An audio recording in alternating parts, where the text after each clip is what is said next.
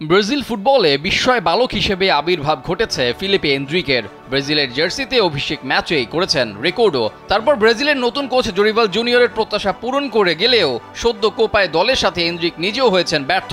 তবে মাত্র 17 বছরেই রিয়ালের ফুটবলার হিসেবে নাম লিখিয়ে নেয়া এই ওয়ান্ডার কিডকে নিয়ে আলোচনার যেন কমতি নেই। রিয়ালের জার্সিতে কত নম্বর জার্সি পরবেন এনদ্রিক তা নিয়েই এবারের আলোচনা।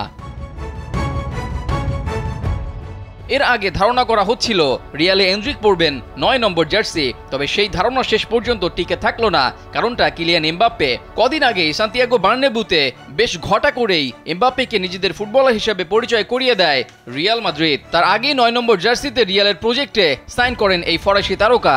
250-টিরও বেশি ডিজাইন অপশন নিয়ে ওয়ালটন স্মার্ট ফ্রিজ, বোঝে আপনার প্রয়োজন।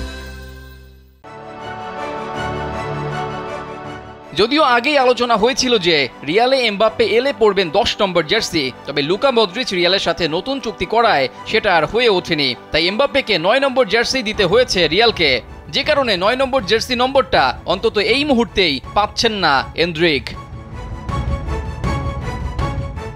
গুঞ্জন রয়েছে এনদ্রিক রিয়ালের হয়ে পড়বেন 16 নম্বর জার্সি, এমনটাই বেশ কিছু সংবাদ মাধ্যম প্রচারও করেছে।